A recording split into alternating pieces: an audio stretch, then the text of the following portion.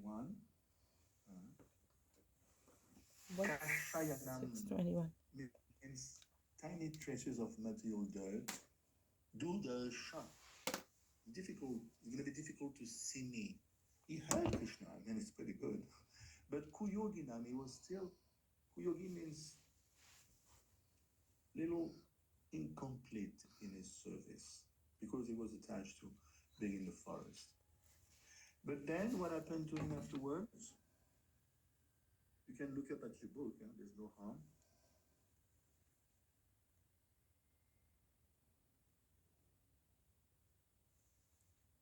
He wandered the land for the rest of his life. He was a young boy, but totally abhaya. Abhaya means fearless. Of course, he had darshan of the voice. He heard the voice of Krishna, so how can you go higher than that? He was totally grateful and totally humble and meek. And this is the turning point, 1627. Death came of its own accord and struck him badly. And it's beautiful, just like lightning and illumination. You have to mute yourself, Moshe Prabhu. So he met death, just like illumination and lightning occur together. And of course, from that point onwards, he became Narad again. I remember it's a little lila, he had 2 lives in Maya. And after that, he resumed Narad's body. And of course, it is mentioned at the very end of the 6th chapter that he was being the son of Brahma. When Brahma, this is called Maha. Remember, there's different measurements of time. Kalpa, what is a kalpa? Kalpa, it's a day of Brahma. And then if you want to know all these measures of time, you can look up 21046. It's a beautiful verse. If you have to give a class on measurements of time. So there's Kalpa, a day of Brahma, and then there is Mahakalpa, the dispersions of the ingredients at the time of the creation. And when Brahma leaves his body, which is quite long, 311 trillion 40 billion years, then Brahma is mentioned in 1629. Brahma re-entered the Lord Mahavishnu along with all his sons, including Narada. The breathing. Remember, Mahavishnu is breathing out the universes from his mouth, from the pore of his body, and then he breathes in. This is called the dispersion of the elements. This time, actually, it's only 1 nimesh, or not even a second, 3/8 of a second on the level of Mahavishnu. And we're making a big fuss of the creation, but it's just for Mahavishnu breathing, breathing out, breathing in. And for... Yes, Prabhu? I have one question on that. When there is a dissolution, breathing in. So sages like Devarshi Narad Muni, do they also enter the body of Mahavishnu, or they take shelter of higher planetary system like Dhruv or other planets? No. If you look at 1629, Prabhu, at the end of the millennium, meaning at the end of Brahma's day, when the personality of Godhead, Lord Narayan, which is basically Mahavishnu, lay down within the water of devastation, Brahma began to enter into him, along with all the creative elements, the 16 elements. And I, Narada is speaking, I also entered through his breathing. So It's breathing in. It's called Nirodha. Remember, it's one of the topic of Bhagavatam. Everything is wound up within the abdomen of Mahavishnu. So this is extremely colossal. This is called Nirodha. Everything is wound up, including all the jivas and the pradhan. Just like a cobweb, the spider will wind up its web. And because we are within the creation and we are endowed with different types of bodies, the scale of time differ greatly from one species to the other. If you are a butterfly, if you are a worm, how long does a worm live? A mosquito? You follow a dog. You have seen a dog at 15 is as if he's 90 years old as a human. So the time scale differ greatly. So even though Brahma lives 311 trillion, 40 billion years, for Mahavishnu it's just breathing out, breathing in. It's one nimesh we'll discuss in the third canto. Hare Krishna Prabhu. Yes. So I wanted to ask, so when the breathing in occurs, so we all enter into the abdomen of Lord Vishnu. Yes. Prabhu, so there are different loks, Brahma lok, Different ones? different types of lok, Brahma lok planets. So are those planets also in the stomach of Vishnu?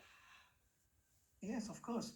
See, the multiple creation is wound up entirely. So, first of all, of course, it's not fully developed yet. If you want to go into full details, 5th chapter, 12th canto. Okay. The four types of pralaya. What happened is at the end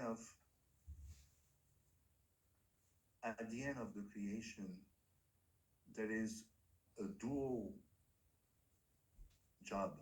One job is done by Lord Shiv, and the Tandav Nritya, the dance, Yes. and is dancing basically is dismantling the creation. The creation, yes. So Lord Shiv is extremely powerful. It's Shambhu Tattva. So And then on top, yes. Sorry, I'm so sorry. You carry on. No, it's okay. Ladies first. No, it's fine. I apologize for Prabhu, sorry, I have one question. So, on every day of Lord Brahma, Brahma and Devarshi Narad Muni, they enter the body of Garbhodakashayi Vishnu. So, then again they reappear. But it says that Brahma goes on sleep, yoga nidra, whereas other sages and Narad, they are again created. But we heard that Devarshi Narad Muni has spiritual body. He can go in the spiritual world, even to Guru Vrindavan. So how come he's again and again created? Yeah, it's for the sake of, because he's playing the role. He's playing the role of an avatar. And to be, is part of that family of Brahma. So he may or may not follow the process. Just like Lord Krishna, when he comes via the medium of Garbhodakashayi Vishnu or Kshirodakashayi Vishnu even.